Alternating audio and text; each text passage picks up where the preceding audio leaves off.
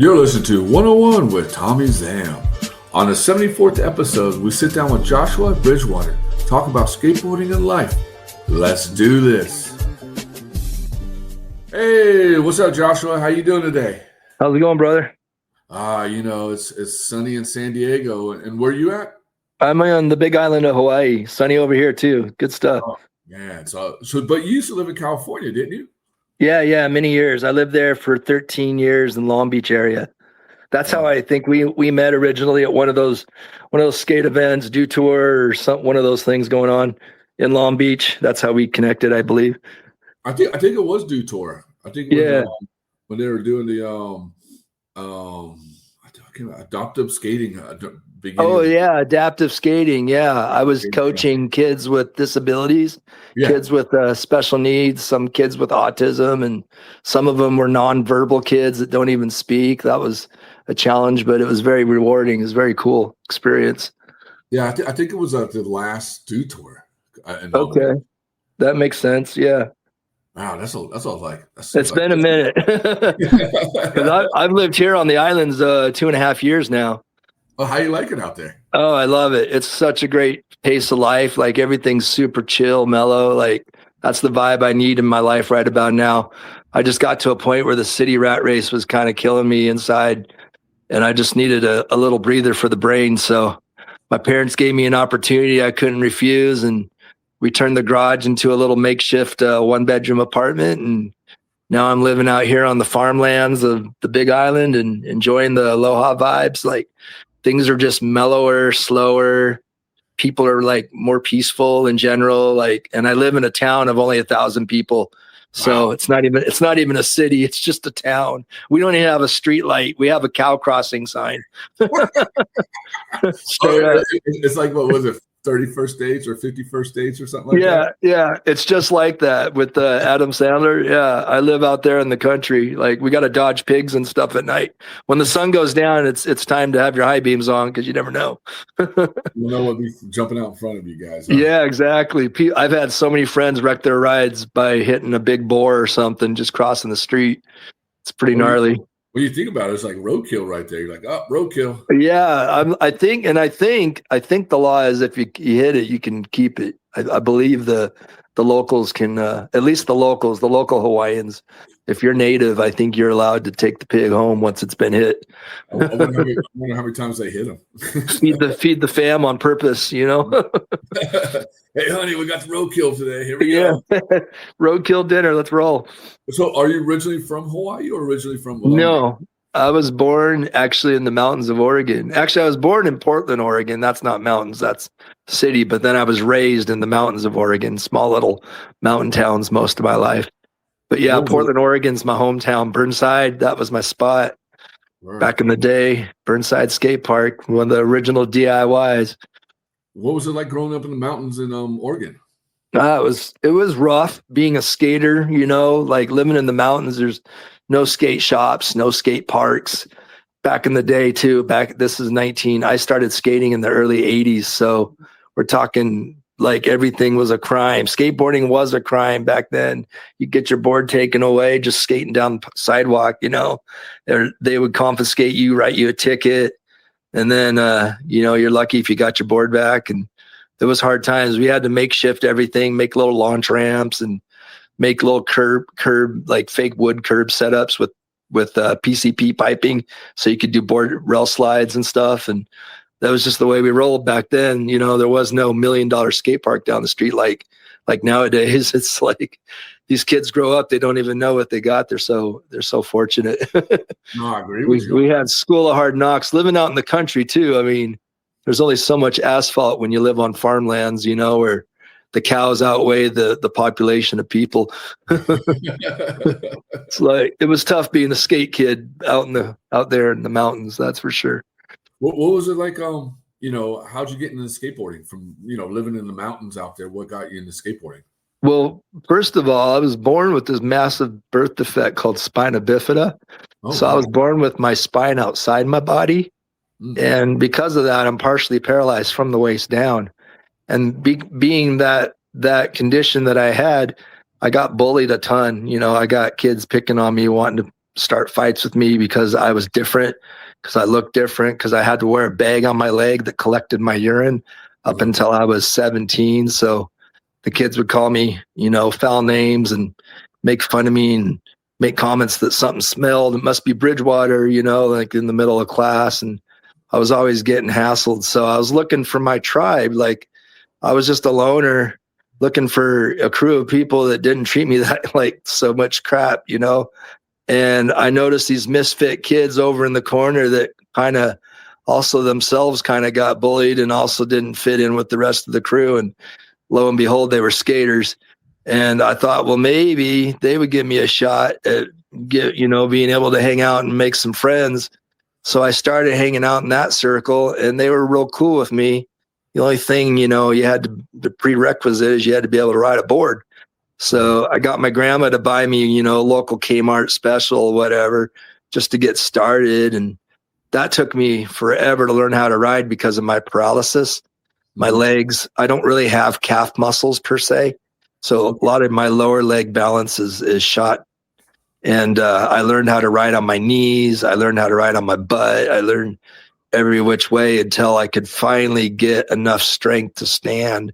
And that took me, I don't even know, months to learn how to stand on a skateboard, let alone do ollies and kickflips and all the other tricks that come later on.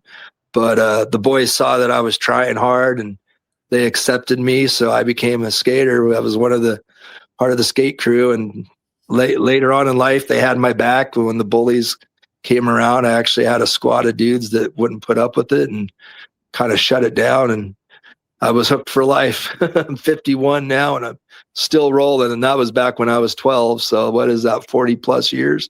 40 something like years. Yeah. Can't quit. It's in my cool. blood.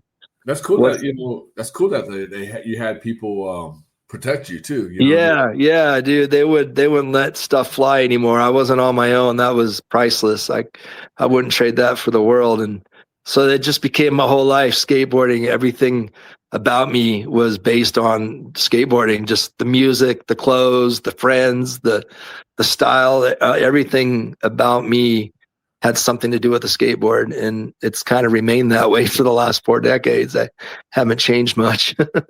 Some of those friends are still my friends to this day. So it's pretty cool. No, that's rad. I mean, and explain us about spina bifida. I think I said that right. Spina bifida. Did I say that right? Spina bifida. Yeah, bifida. It's a tongue twister. So explain us a little bit about that. So I was born with a hole in my back, my lower spine, and my spinal cord stuck outside my body. And they told my mom like she would be better off to abort, which her family was kind of pushing for it. She was a young teenage mother and didn't really know what to do about raising a child at the time, especially one that was going to have special needs. And they told her I wasn't going to have a good life. I wasn't going to probably leave the home or get married or be able to walk good, if at all. And all of this negative stuff. So luckily to my mom, she's a fighter and she kept me and gave me a fighting chance. And I was born with my hole in my back. So I had surgery right after birth. And then I don't think my mom was able to hold me for I think she said up to 5 or 6 weeks. Oh, wow. And finally she was able to hold me and maybe she was able to nurse me. I don't know, but I believe I didn't have human contact for a couple months right out the gate. Mm-hmm. And after that, I had to wear diapers my whole life up until I was 17. I had to wear that rubber bag I was telling you about to collect my urine because basically the nerve damage from the waist down, it's real sporadic and how it affects me personally because spina bifida looks different on a ton of different people because nerves are so intricate and complicated and one person's nerves could be affected one way and another person's another way.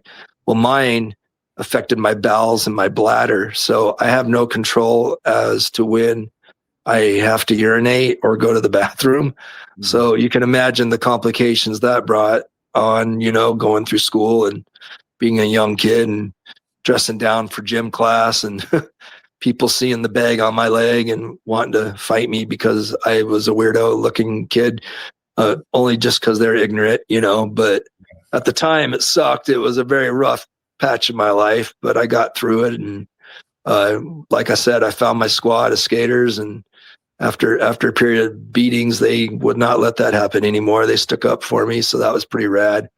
But the condition itself has led me to have 46 surgeries so far.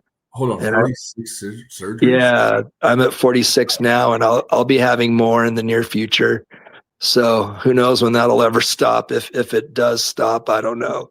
And do these surgeries help out a lot, or? They're maintenance. They keep me going. They keep me upright. They keep, like, my legs have had to be straightened because they were bowed so badly.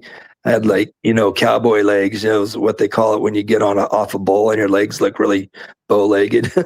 That's how my legs looked without no calf muscle too. So they had to straighten them out. I've had to have my spinal cord scraped out multiple times of scar tissue that's built up over the years and ends up pinching down nerves. I've had my knees done multiple times. It's just a lot of maintenance, basically. I've had toes amputated. Here's a funny skate story. I was skating in the 80s with Converse All-Stars because we were poor and I couldn't afford, like, Vision streetwear shoes or whatever the hip shoe of the time was. So I just had plain canvas All-Stars, and I got an ollie hole in one of my shoe. And because I have no feeling in my feet, they're pretty much paralyzed. I got a sore on my toe, but I couldn't feel it. I didn't know that it was like a sore until it was like bleeding one day. And because I couldn't feel it, I put shoe goo over the hole of my shoe, and the shoe goo chemicals went inside my toe that had the open sore. And by the time I went to the doctors, because I saw this red line going up my leg, and I thought, that can't be good. So I go to the hospital, and they're checking out my leg, and they're like, yeah, let's do an x-ray. They x-rayed my foot and told me that I had no toe bone left, that something had eaten it up. And all we can ever think of is it was the shoe goo, the chemical that ate up my toe bone. So right on the spot, they lobbed my toe off. They just cut it off and sent me home with 9 toes. So it does have its complications being paralyzed. I've had 3rd-degree burns on the back of my legs and had to have skin graft surgery. So like they've had to cut skin off the front of my leg, put it on the back of my leg where I burned it so bad that there was no skin left because I have no feeling on the rear end. So like I sat against a wood stove once that was on, and I didn't know it was on, and just burnt flesh off my legs. Stuff like that is kind of trialsome, that's for sure. And do they know what causes this, or is it like a birth thing? It's something so simple, and it's not like my mom's fault or anything. She didn't know. She was 16 when she got pregnant. But it was a lack of folic acid. It's just something that mothers can take when, they find out they're pregnant. They can get an extra dose of now in prenatal pills and just taking folic acid itself. And it's a lack of folic acid that doesn't make the enclosure of the spinal cord close up like a normal kid, like a normal baby would come out. So it leaves the child underdeveloped in the spinal cord area. And with the spine dangling out, you never know which nerves are going to be affected by that. Most kids who have what I have are paralyzed and so severely that they're in a wheelchair for the rest of their life. So knock on wood, I've been in a wheelchair lots of times in my life, but not permanently, only, as a repercussion of surgery or rehab or whatever have I had to be in a wheelchair, but never for a permanent amount of time. So I'm so thankful that I'm able to walk upright and skate and surf and snowboard and all the things I put my mind to. It's challenging. It's a lot more challenging for me than the average Joe to hop on a board and be able to do what other people can do because of my paralysis. But I do it. I just PMA through it, positive mental attitude, focus on what I can do and try to do tricks that are easier for me to pull off than maybe some that are harder. The real high ollie tricks are really hard for me because I don't have that spring in my legs. I don't have the calf muscle strength to pop. So I like doing underflips and shove-its and bonelesses, things where I can use my hands or keep the board kind of on the ground, Yeah. And that's why I really got into transition skating, because your feet just stay on the board the whole time on the ramps, just doing a nice clean backside air. I can do an early grab with my arms and use my upper body strength to help me pull the board up into the air and catch a little air and get back into the ramp. Where like other guys can ollie into their airs and go a lot higher because they have strong calf muscles and strong straight-legged balance, which I don't have. I can't even feel my foot when I'm skating. I have to constantly look down at my feet and make sure I'm on track. Like I skated the combi bowl, and that's a 12-foot concrete bowl that you don't want to mess around with too much in without the danger of getting hurt. I had to look down at my feet when I hit the coping just to do a little slasher grind. And that was everything to me. I know there's 9-year-old kids that are doing massive, awesome kickflip, 540s, whatever. But for me to just do a slasher grind in the combi bowl was like everything, because I have to watch my back foot while I'm skating and looking in front of me. It's really hard to look in two places at the same time. Causes me to fall a lot. So it is difficult. My push foot is my most paralyzed foot. Really? Yeah, and then my front foot is the one missing toe. So did you have to like train yourself like mentally to mentally, yeah. Oh, big time. Like painstaking hours of just practice. Like learning how to ollie, I had to hold on to a ledge or hold on to the side of a building or hold on to a handrail and just practice and practice and practice and practice up until the point where like, okay, if I let go of the handrail, will I fall over? And of course I did lots of times, but eventually I got to where I could do it and land it and roll away. And that was just priceless to me. I couldn't believe I actually pulled one off. And then I got to be able to do hill flips and kick flips and some of the other flips that come along with it. But my favorite, like I was saying before, is like under flips where you scoop the board up instead of having to ollie. You can kind of bring the board up from the ground. It doesn't require that ollie strength that I don't really have. So that's what became like in my repertoire of tricks. It was always the ones that were more flatter to the ground, 360 shove-its, big spins, boneless variations, stuff like that, no complies, those kind of things. Dude, that's pretty rad. I mean, just to know what you were born, what you were born with and everything. I mean, to get you to skateboard. I mean, they're telling my mom, your kid's probably not going to walk, and I'm out here shredding. Like, shows you what you know. Yeah, I love to tell people when they tell me I can't do something, I always say, well, I'll let you know when it's done. Because it's like, yeah, you just challenged me. You don't know who you're dealing with, man. I'll put the time in. I'll put in the effort. And if it takes me 2 years, I'll still come back and show you I did it. Whatever it takes. It just does take me a lot longer to do things than, the average skater on the street that's got pretty good health, Yeah. And what I was saying is it's just cool to know that like you mentally challenge yourself to skateboard, get out there and skateboard and practice. After what you just said, the doctor said you're not going to be able to walk or do anything in life. Right. I mean, like, did that like motivate you a lot? It kind of pissed me off. Like I get when I get naysayers and doubters, that fires a stoke in me. That's like, all right, now it's on, challenge accepted. Let's go. And I'll figure it out. I'll figure a way. And I love implementing that same attitude into the minds of youth that I work with. I work with special needs kids, teaching them how to skate. I get kids in wheelchairs that have spina bifida like me, but are permanently paralyzed. I get them out of their chairs skating half pipes. And I call it skating because to me, there's no rules, right? There's no rules in skating. So if there's no rules, if the kid's sitting down on his butt, or if he's laying on his stomach and he's riding the pipe, he's got a big old smile on his face and he's stoked at the end of the session.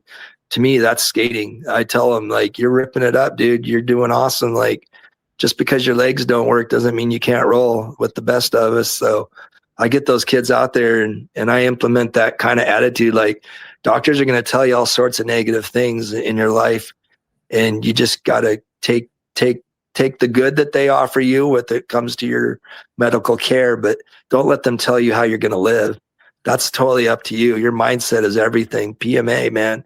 Positive mental attitude is the key to so much success in life and just in your overall happiness when you're dealt a bad hand, you know. It's how you play that hand that matters. No, you're definitely right. I mean, you gotta have that positive, attitude and think, think of like good things are going to happen to you, because if you let the doctors tell you, oh, well, you're not going to do this, you're not going to do that. Oh, you need to take these 50 pills and this, right.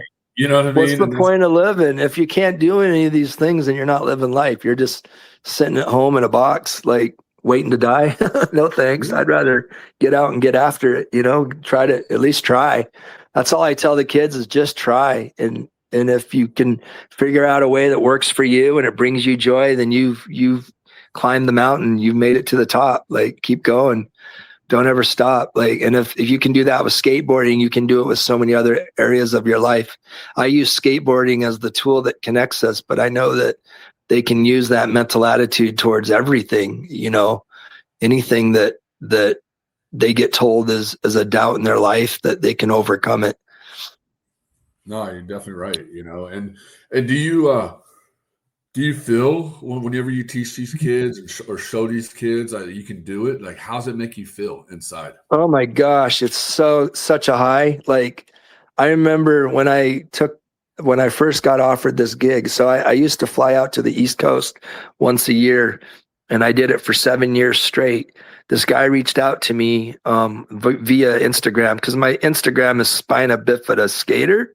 Mm-hmm. So he must have Googled or was searching, because it just so happens he works with 5 or 6 kids that all have spina bifida and they all love skateboarding. Well, I guess through his searching and combining those words, he found my feed and reached out to me in a private message and just said, hey, look, I'm this guy over here on the East Coast in North Carolina, and I work with all these special needs kids. They have what you have, and they need to see what you're all about and hear your story, because you could do them a lot of good. A lot of them are really depressed. A lot of them don't do much with their lives, and they need to meet someone like you that goes after it and gets it done. And I think that we need to make this happen. So he flew me out there, and I did a little speech, and I got to meet all the kids and get acquainted with them and start rolling around on the board and working with them. And I did that for 7 years straight. So I watched these little kids go from like 6 and 7 years old to teenagers and become a really important part in their life. And they became that for me. And I walked away with such a heart full of joy, just like here they're hiring me to go out there and inspire them. But I think I walked away with all the inspiration. Like, I came home just like high as a kite on seeing them progress, like going from being scared to be on a board to like dropping in on a 10-foot wood bowl. Like, these kids are fearless, and there's no way they could have done that without PMA. Like, they've got that positive attitude that I instilled in them, and they just kept pushing themselves and trial and error and fall and slam, but keep getting back up. And now to watch them rip it up in the parks is just it's just so heartwarming. It's probably one of the highest highlights in my life, basically, like one of my most proudest moments, I guess, that I would look back on and just feel so warm and fuzzy inside. Dude, that's awesome, man. I mean, you're inspiration. You know what I mean? Like, I guess so. I think they are the inspiration, but in a way, you're an inspiration to them, because they hear your story, and you're out here skateboarding, snowboarding, fishing, doing all these fun things where someone told you that you won't be able to do. Right. And what do the doctors think now? I mean, like, they some of them are like still naysayers. They're still like, oh, you shouldn't be doing that. You're lucky to be walking. And I'm just like, okay, whatever, dude. And then the next one will be like, good for you, man. You rock. Like, if you don't use it, you lose it. So I'm like, yeah, I'm using it. So, there's doctors on one side of the fence and there's doctors on the other. I just choose to listen to the ones that promote my lifestyle, that promote what I'm into and promote pushing myself. Those are the ones I listen to. Granted, it comes with a lot of hard falls and a lot of injury and a lot of, accidents along the way that, I wish didn't exist. Like one time I shattered my left leg so bad, they told me I wasn't going to walk again. It was a skateboarding accident. I was skating for Ryan Sheckler's fundraising event. And I was on a team of adaptive skaters. We were all just doing a demo. And I went to do a rock to fakie on a vert wall.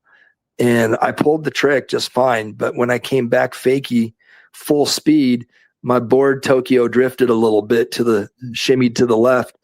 And by the time I turned around to spot my landing, I slammed right into a hubba, concrete ankle first, shattered my ankle into so many pieces it looked like a spider web in the x-ray. Ooh. They called it a pylon fracture, and they told me 50% of the time we amputate. And I begged them to please just put my leg back together because I really didn't want to lose my leg. Yeah. And so they put it back together. I have 9 screws, one 12-inch rod, and a chain, kind of like a chain wallet that we used to rock in the 90s. Yeah. I have one of those in my ankle, so my ankle can still move. And that's my push foot. The one that I told you is already mostly paralyzed. So the fact that I can still roll today is, I amuse myself. I'm kind of like, wow, how am I able to do this? This is insane. Well, hey, the higher ups are looking after you, man. Someone's taking care of me, yeah, buddy, because I don't know how I'm still going at 51. Hey, those skate gods are liking you. So have you met anybody else that has the same thing? And well, most of those kids all had the same condition as me, but I'm one of the older ones in the world with it. I think in my entirety of life, I've only met, it only comes to mind maybe 2 people older than me that have what I have. Because prior to my birth I was born in 74, and people in the 50s, let's say I was born in 54, I would have been just put to death most likely. They wouldn't do anything for the child. The baby would be born, holes in the back, spinal cord sticking out. They just tell the mom, sorry, your kid didn't make it, and they just let the kid die. So luckily in the 70s, they started to do a little bit of experimental surgery, putting the spinal cord back in the body and stitching you up and hoping for the best. And it's kind of a crapshoot at that point. Is what's he going to turn out looking like? And will he walk? Will he not? What's the paralysis going to be? And luckily for me, I got use of my legs, although they're weak and crooked and paralyzed in parts, but they still work. Hey, so you're still pushing, man. That's all that matters. I'm still pushing, man. That's all that matters. Still rolling forever, hopefully, till I can't walk anymore. And even in a wheelchair, I'll probably see me down at the skate park. Hey, you will skate, man. Yeah, I have got good friends. There's a guy, maybe you've heard of him. He's on the Nitro Circus. His nickname is Wills, and okay, he's got spina bifida too. Oh, wow. So talk about a dude that's defying the odds. That guy right there is doing double backflips and 360 flips and all sorts of things in his wheelchair, of all things, and touring with the Nitro Circus. And I'm sure his doctors told his parents the same thing, you're better off aborting and your kid's not going to have a good life and blah, blah, blah. But look at him now. So yeah.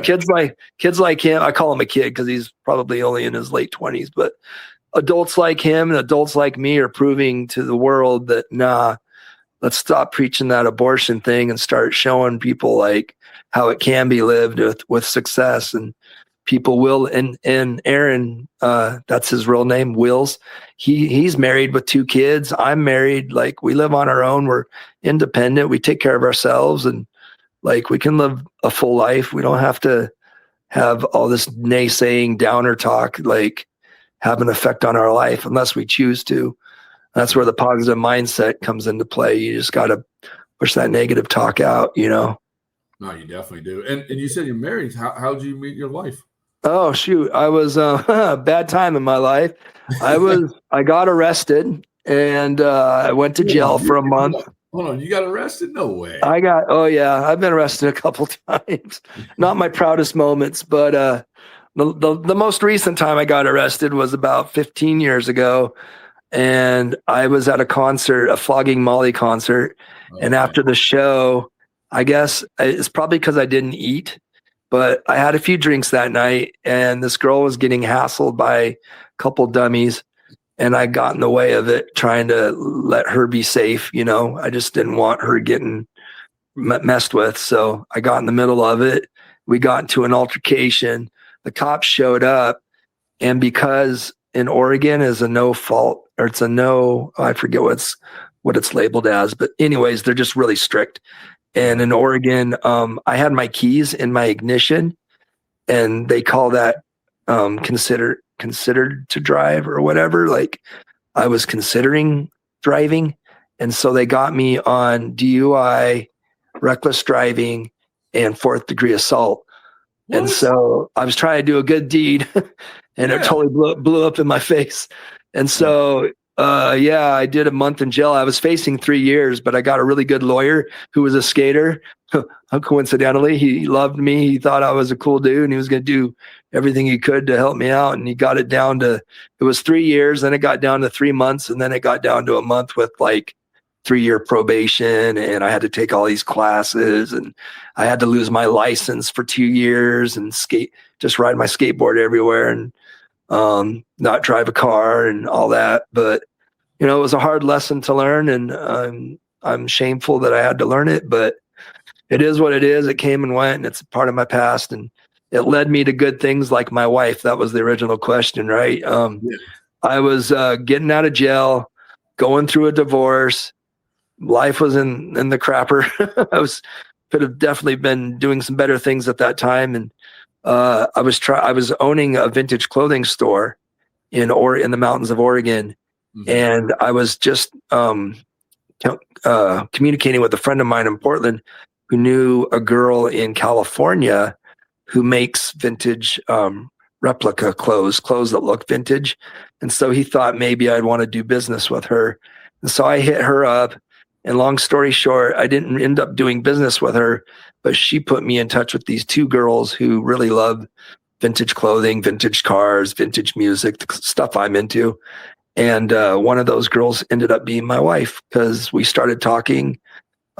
Just the business transaction initially turned into a lifelong commitment. We started dating long distance, and I'd fly to Cali and she'd come up to Oregon, and we'd spend time together. And then we'd do a lot of video Zoom calls and all that kind of stuff. And 2.5 years later, we got married, and we've been married now 15 years. So been together 17 and a half. And she got me at my worst.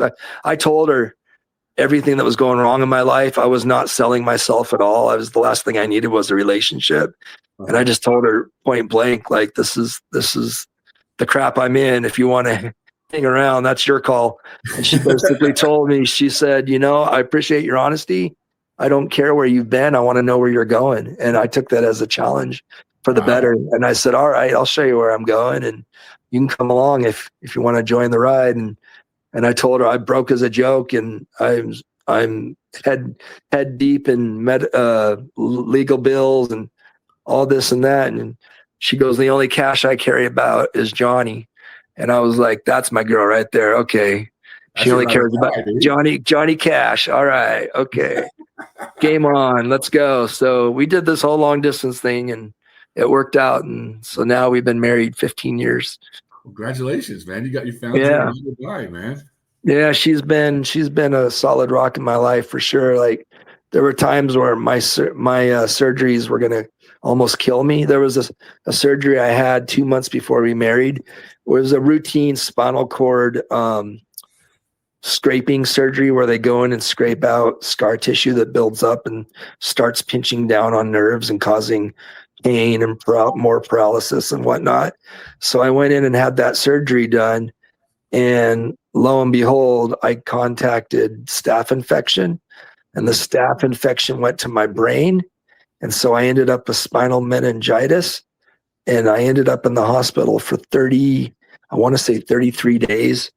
And they're telling me I may not walk out of there because the infection may paralyze my lower limbs.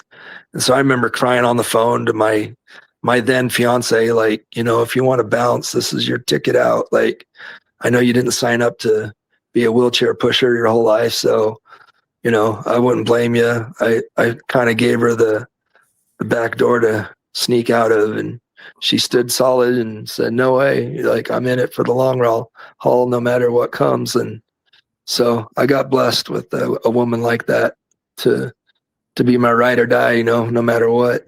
Yeah. And you know what? And she, motivated you if you think about it. Oh yeah, she did. Because you're like basically gave her the back door, say, hey, you can leave if you want. This is the deal. Yeah. But she's like, no, I'm staying. And your mindset, you're like, fuck, I gotta get better. Yeah, I gotta get better and get stronger and heal and get out of here so I can dance at my freaking wedding, because they're talking about not walking. I'm like, I got a wedding to dance at in about a month. You guys are joking, right? So they would come in every morning at 4 a.m. and poke my legs with needles and ask me if I could still feel that. And finally one day I erupted. I was just so irritated, like, you're messing with my sleep, first of all, because it's so hard to sleep in a hospital. Yeah. And it's like, you're poking me at 5 a.m. or 4 a.m. I'm like, can you guys just stop? Like, I'll let you know if I don't feel my legs anymore. Like, you don't need to poke me. Like, if I go paralyzed, you'll know. I'll tell you. Like, just leave me be. But luckily not, I didn't lose all my feeling. I lost some, but not all. So. Yeah. I danced at my wedding and I still skated. So. What song did you dance to? We had 3 songs, and the first one was from it's an old 1950s singer. It's a girl. She used to date Elvis back in the day. Her name's Wanda Jackson. Mm-hmm. And the song was You Don't Know Baby. It's a real doo-woppy kind of old-timey old tunes, like 1950s sound. Oh, so we danced to that, and then we had a couple other songs, and she walked down. Then right when they announced us as husband and wife, we played the Ramones, Baby I Love You. Oh, that's a dope song. We rocked that while we were walking down the aisle and stuff. It was a pretty cool rock and roll wedding, I think. So it's like a rockabilly / punk rock wedding kind of? Yeah. That's definitely our vibes. The punk rock rockabilly world is definitely what we tend to lean towards. Dude, that's awesome, dude. Yeah. I'm visioning this wedding right now. You know what I mean? Like, I was rocking a 1940s gangster black and white pinstripe suit, double breasted, looking like, one of the mobsters from like the Al Capone days. Black and white, 2-tone black and white creepers shoes. And my girl was wearing a nice fitted like mermaid dress, like real sexy white, with black accents all around it, 1,000 little buttons down the backside and black fringe and whatnot. She looked real hot.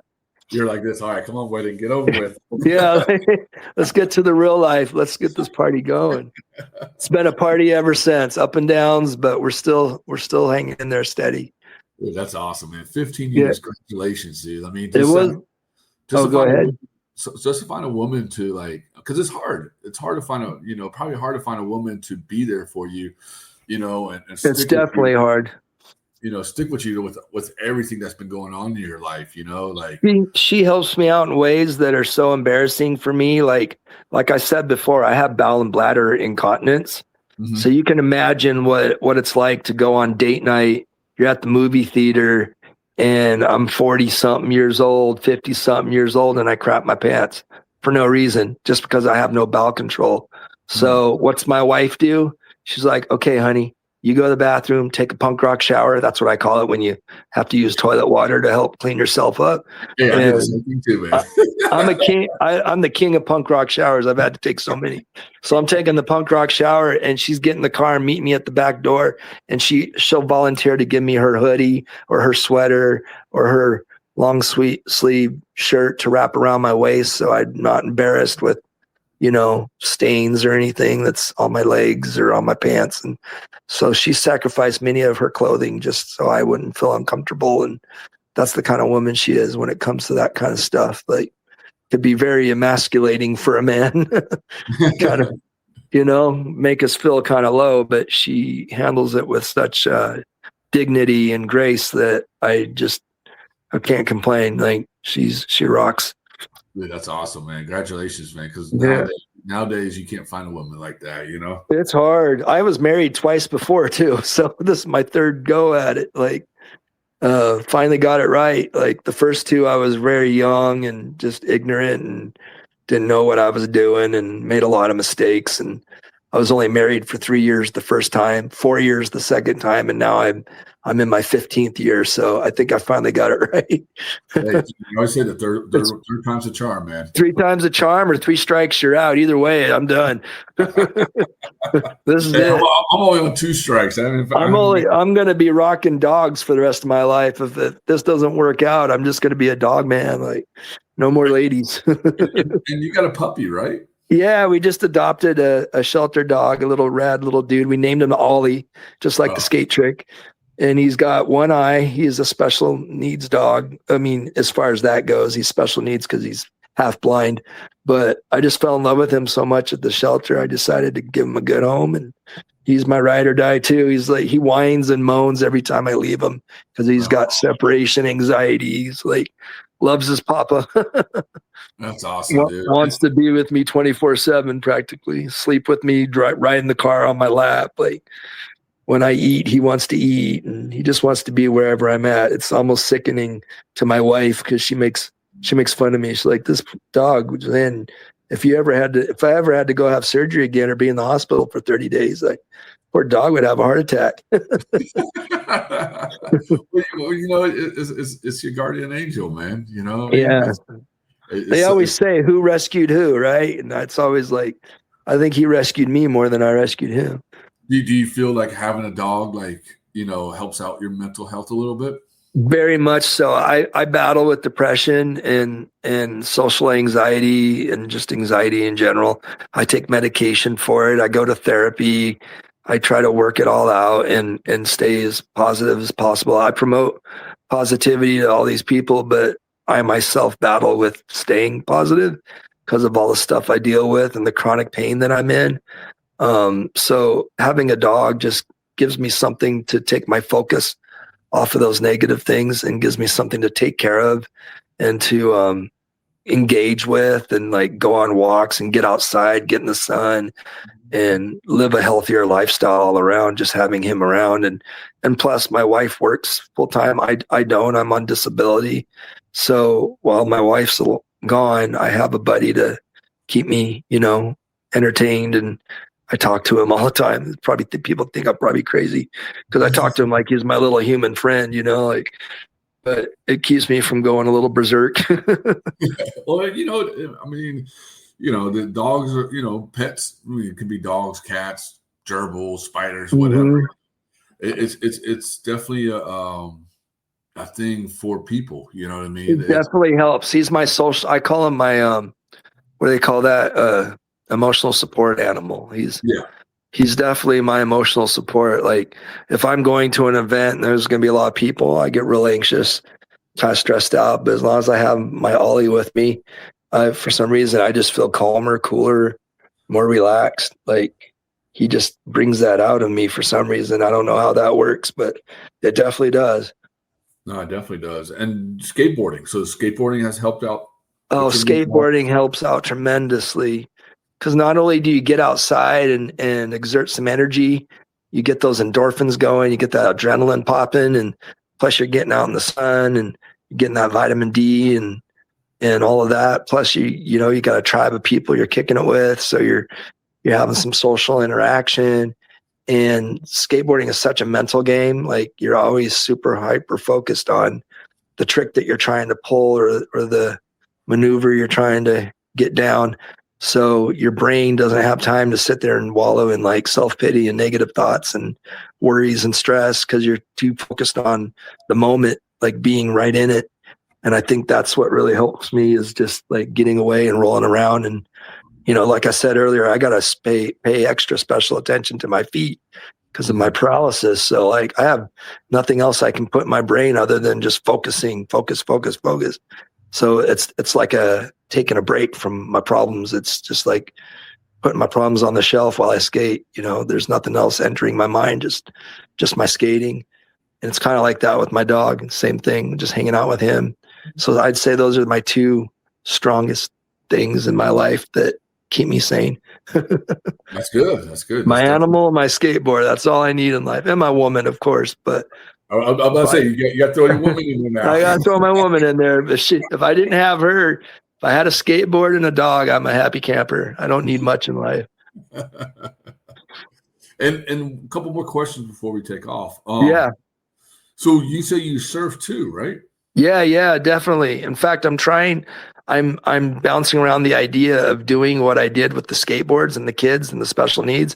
I'm bouncing around an idea of getting something like that here on the island and incorporating it with surfing, because surfing's such a big thing here in Hawaii that it would be really cool to work with special needs kids and get them out in the water, get them catching waves. Even if they can't stand, they could lay on the boards, they can sit on the boards, they can do, we can figure it out.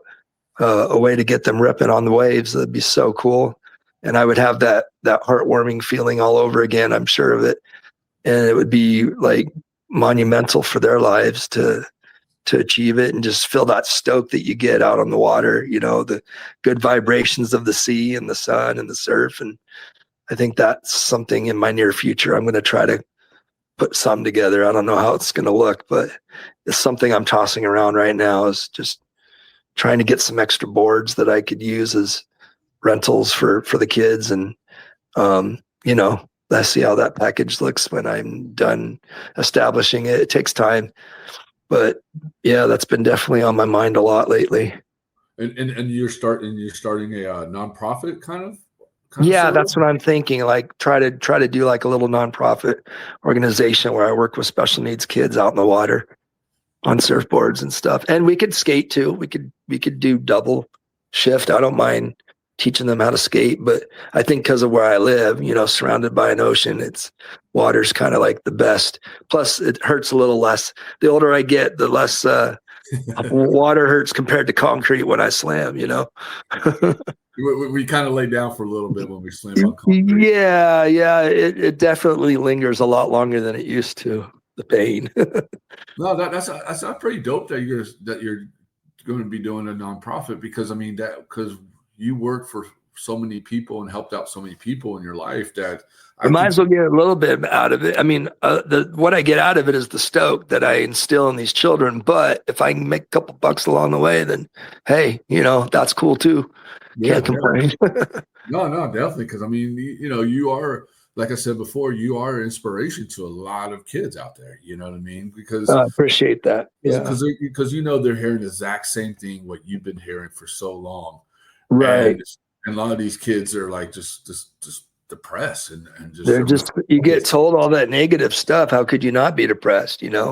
Plus just the battles that they deal with within, the bowel and bladder accidents, the chronic pain in their lower limbs, the inability to just walk like everybody else. Like there's so many things weighing on their shoulders that they're bound to be depressed. So I want to give them an outlet, whether it be skateboarding or surfing. And sometimes it's just being a big brother. You don't even have to do the activity. I've had skate sessions with autistic, nonverbal kids where the kid just wanted to butt slide down the ramp, and that made him laugh and smile. And I said, all right, so that's what we're doing today. So you just go to the top and slide down, and we didn't even touch the board. But it's more about the connections that are made rather than the actual activity. It's cool that I get to use skateboarding as a tool, but at the end of the day, it's just more about giving them a little joy in their life, and having them walk away with a smile, hopefully. No, that's right, dude. I mean, especially, kids love doing a butt ride down a yeah. Hey, I liked it too. It was fun. Brought out the little kid in me for sure. Yeah. How many times you did it? Oh, I don't even, to a point where my rear end of my pants, because I have no feeling back there, I kind of sit heavier than the average Joe. I started getting a tear in the back of my dickie. So that's how many times I went. I can't remember the actual number, but it tore a hole in my booty. Yeah, that's crazy. And then 2 more questions. What is the most memorable thing that you can remember for skateboarding, surfing, teaching kids, whatever? What's the most important, memorable that you can always think of every time that you think of something? Oh man, that's heavy. There's so many. Right? Yeah. I mean, I definitely on the top of the list, just to reiterate everything I've been saying, is about the kids. I think passing on the stoke to the next generation there's nothing more fulfilling and warms my heart more than passing that on, that torch, so to speak. Like, here you go, kid. Now the world's your oyster. Go and get it. Like, having someone look out for them the way I wish someone looked out for me, which I didn't have, as I stated before. I was bullied a lot and picked on, and not until I found skateboarding did I have a tribe. So I love being like part of someone else's squad that helps them navigate the troubles of life and make them feel important and feel independent and secure despite what they're facing or dealing with. Or if they're getting picked on, I want them to know that I can always be there for them. And I think that's what that's probably the biggest gift that skateboarding has given me, is opening those doors of working with special needs kids. But I mean, overall, it's just a family. Like, I've had a family of skaters in my life for 40 plus years, guys that I grew up with when I was 12 are still my friends at 51. And the thing that linked us all together was a skateboard, a little piece of wood with 4 wheels, and it was so powerful. It's to this day, like, I have a lot of friends in the skateboard community, like world famous, athletes that are well known, and that all of that came from just a little boy who wanted to fit in. 40 years ago, I just wanted to fit in. I just wanted someone to like me and make me feel like I'm going to be okay. And skateboarding gave me that. So that's, I think, probably one of the most important things too. I don't know if that answers your question or not, but you did. You answered it. That was okay. Good. And do you feel like music has helped you out a lot too? Oh yeah. See, with skateboarding came punk rock, and later on in life, rockabilly came around for me personally. But punk rock vibe was always like so important, and that's where PMA comes from. There's a band called Bad Brains. I'm sure you've heard of them, and they have a song called Attitude, and it's all about that PMA. It was positive mental attitude, and I love it because I think people that don't know better think punk rock is just like anarchy and riots and fight the system and go against everybody and fighting or whatever. But if you listen to the lyrics of some of these punk rock musicians, it's quite uplifting and quite positive and quite encouraging. Like, even that song from Bad Brains, it's all about having a positive mental attitude. Like, that's so positive and good. Like, just because it's a little bit rowdier and louder and faster than, Britney Spears doesn't make it bad. It's like, I love punk. Punk's at the core of me when it comes to music. Like, and it elevates my mood. It makes my mindset real positive and powerful when I'm out skating. And I don't know. I think without it, I don't know what life would look like. And what's your top 5 punk songs or songs or bands? Both. Songs would be, I think bands would be easier to answer. Songs is hard because there's thousands of songs. All right, we'll say bands. Okay, my favorite punk bands are Bad Brains, Rancid. I'm really into this newer band called The Interrupters. Okay. They're kind of ska punk, a little bit of mix. So got that kind of ska vibe with a little bit of horns and stuff with the punk rock music. The Clash. What is that? Is that 3 or 4? 1, 2, 3, 4. That's 4. And Ramones. Good choice. Yeah. Those would be my top 5. I mean, I have a list of 100, but probably the bands that I listen to the most would be those 5. Those five will always be playing on your Spotify, right? Yeah. If I was stuck, I always tell my wife, if I was ever stuck on an island and I could only take 5 cassettes with me, these would be it. Cassettes. Shows you how old I am. Hey, I'm saying those too, man. Cassettes. Or if I could only stream 5 bands, those would be my 5 for sure. I'd rather have cassettes, man. Yeah, cassettes back in the day, that was it. Trying to copy music was so hard. Oh, dude, you get a blank cassette, and then you have one cassette, the song in there, and you got to like stop, play, record. Oh gosh, that was the craziest. You know how old you are when you work with these kids. I work with these kids and I start talking about, VHS tapes to watch movies, record albums that you listen to music, cassette tapes. And they're looking at me like, huh? Like landline phones that you used to have in your house where you put the finger in the hole and spin it around to call somebody. Like there was no redial. There was, I was like, everything took so much more time back then, but kids are so spoiled today. Everything's so instantaneous. Like they don't get it. So it's amazing that I can connect with them being 51 and skateboarding knows no boundaries. It's like, doesn't matter how old you are. Doesn't matter what walk of life you come from, what ethnicity you are, or what money bracket you're in. It's just universal. It's just a fun little piece of wood with some wheels on it, and it unites so many people from so many different backgrounds. I love that.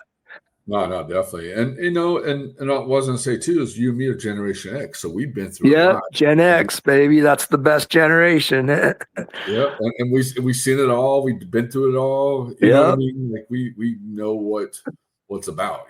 What year were you born? Right after you, 75. 75. Yeah, we're brothers for sure. Yeah, you're only 1 year older than me. Okay. Respect your elders, man. That's true. You old man, you. Yeah, I'm super crusty. I'm a silverback. My wife calls me a silverback, like the silver gorillas. Oh, she called you a silverback? Silverback because I got all the white hair in my beard and in my sides of my hair now. Like just an old salty dog. There we go. And the last question: what can you say to the upcoming skater, musicians, people that will look up to you, and that you want to say something inspiring to them? Don't ever let anyone tell you how you're going to live. That's the biggest thing for me, probably just because of my own life story and the kids that I work with. We live in a medical world where we have to deal with doctors and such so much that, like we were saying before, they just fill your mind with negativity and the can'ts in life. You can't do this, you can't do that. Get rid of that T at the end and tell yourself you can, because sorry, Ollie's back in the background growling.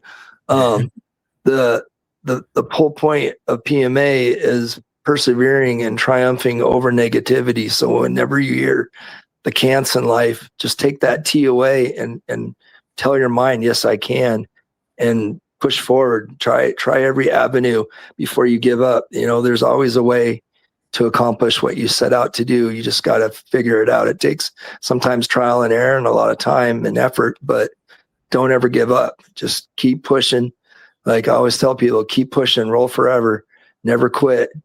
And that's kind of my motto with all the kids, like that's kind of the driving force of my message to them, is to not let anything get in their way.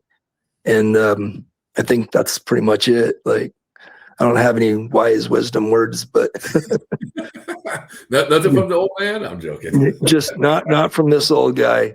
Pretty simple. I'm pretty simple-minded. No, but you're absolutely right. I mean, just keep on pushing. You know what I mean? Yeah. Never quit. Push. Rise above. There's another good punk song, but a good message. Rise above. You got to rise above, from Black Flag. Yep. Never quit. Like no matter what happens, life's going to throw you some curveballs and knock you down, but you just got to get back up. You get knocked down 7 times, get back up 8. Don't stop. No, believe in yourself. Like no one else is going to believe in you more importantly than you believing in yourself. And that's where that PMA comes in handy. Is more powerful positivity mindset that you have, the more powerful and positive a human being you'll be. And it'll make things a lot easier that you're trying to accomplish. Because if you get stuck in your head, being all negative and bummed out and listening to what everybody else's opinion of you is, if it's negative, then you're just doing yourself a massive disservice. Yeah, no, you're absolutely right, man. Well, Joshua, thank you so much, man. And I'm so proud of you, man. Like you definitely, thanks. I met you a long time ago. You were on our you did the live show with us. Yeah, that was rad. That was super cool. And seeing you now, I mean, you inspired me like 100%. You inspired me for what you're doing, man. I appreciate it. And I'm stoked to consider you as a really good homie of mine. Yeah, back at you, brother. Well, hey, take care of yourself and keep killing it out there in Hawaii, man. I want to see some. I'm gonna make a trip out there. Come visit you. Yeah, come out. I'll show you the spots. I know the DIYs. I know the great skate parks.